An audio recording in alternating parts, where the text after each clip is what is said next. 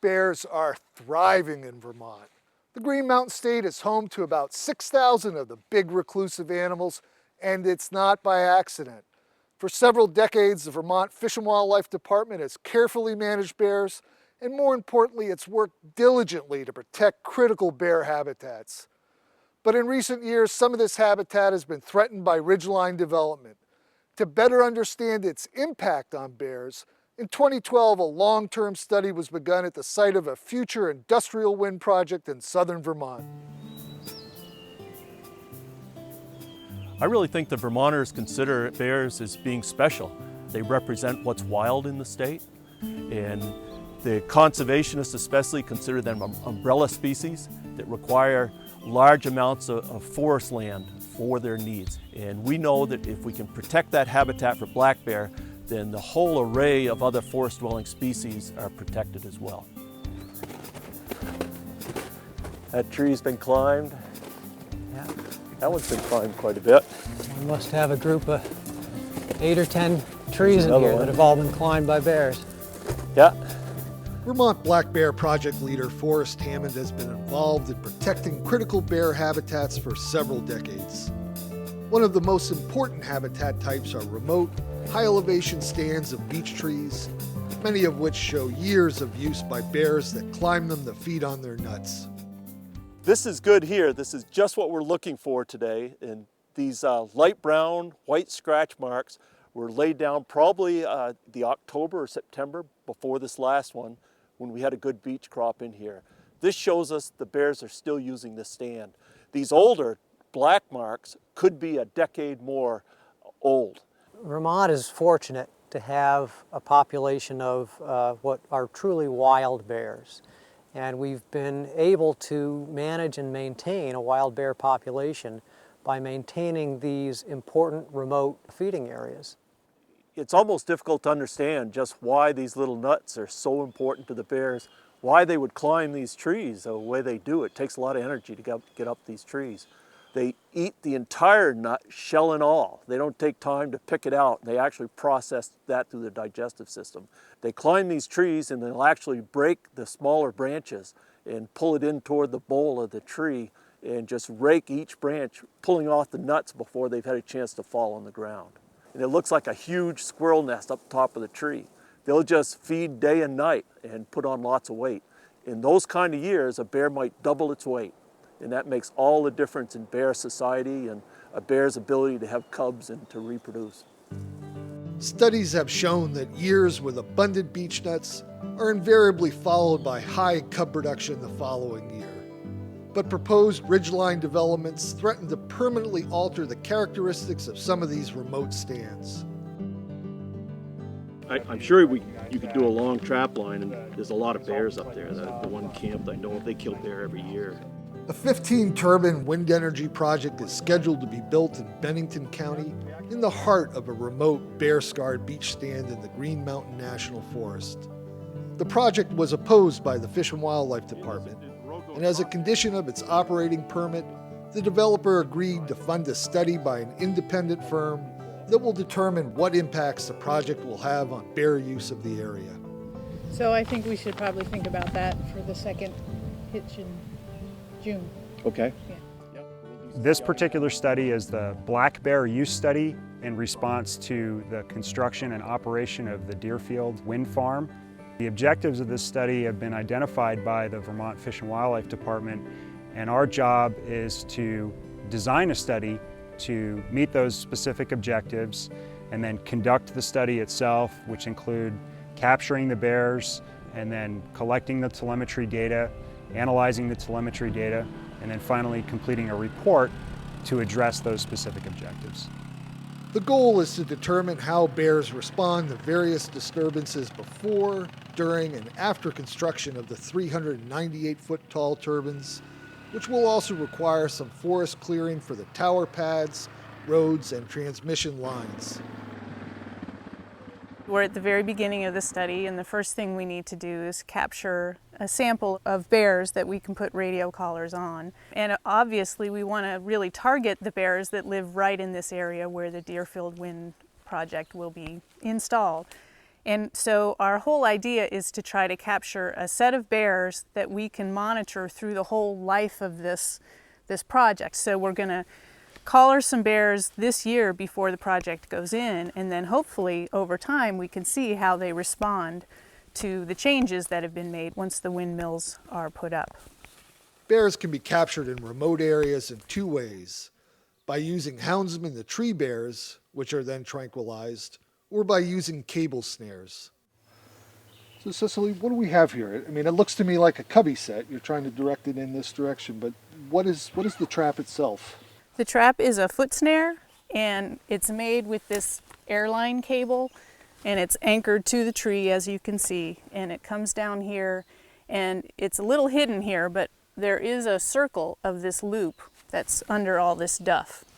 And then underneath that circle, there's a false bottom. So I made this little bed of sticks over it, and then there's a trigger which is attached to this spring. The spring is kind of like this.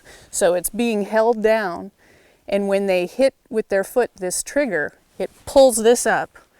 When that pulls up, it tightens the cable around their foot.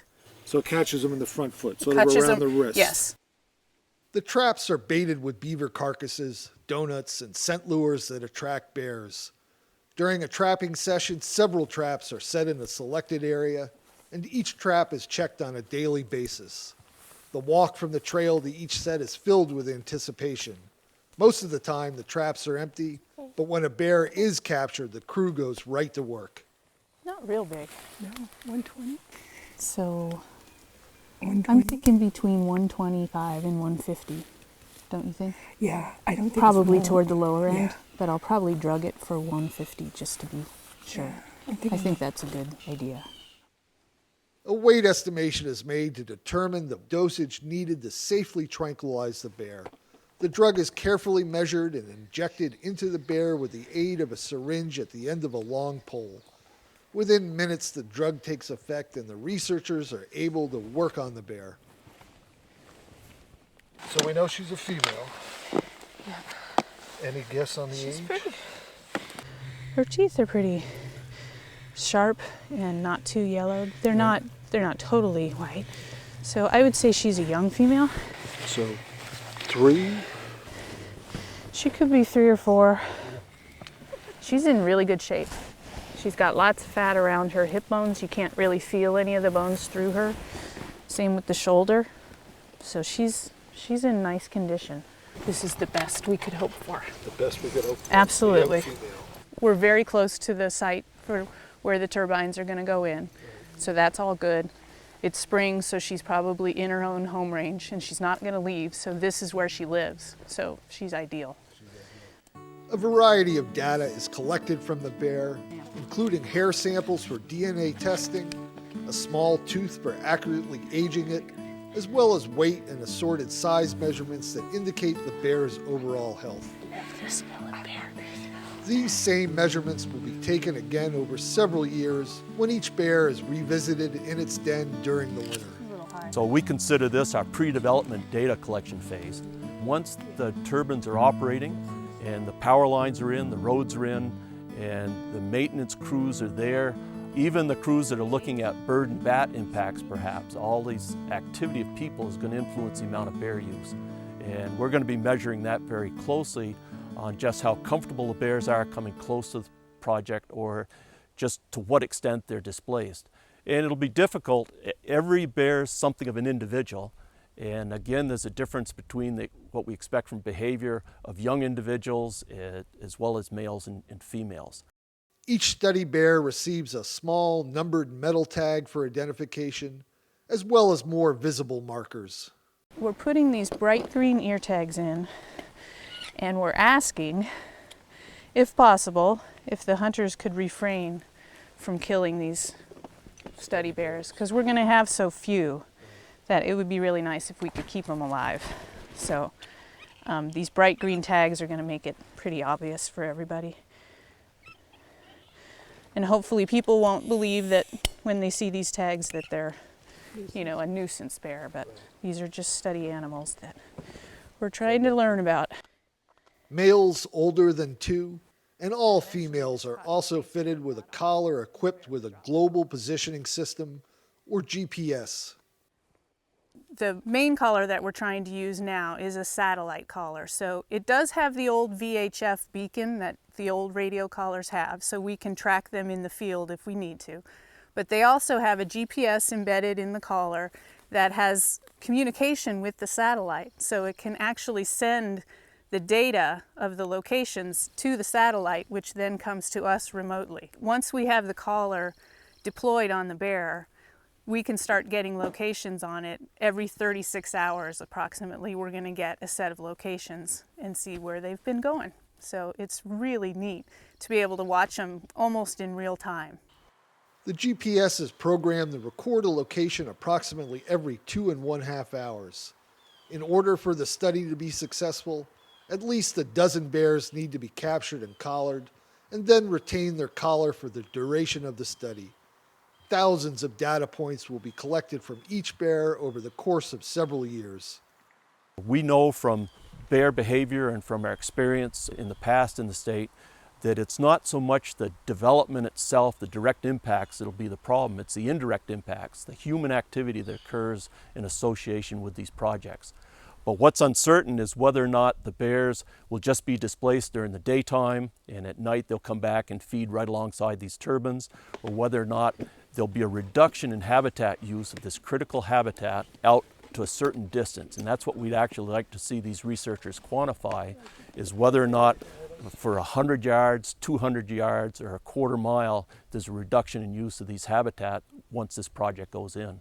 Again, this will give us the tools that we need to really help review and help cite other projects to reduce those kind of impacts.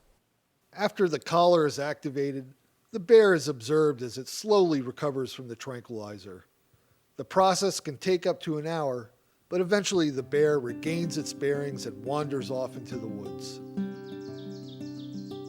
We feel that the bears that come to these remote areas to feed, they feed on natural foods up here.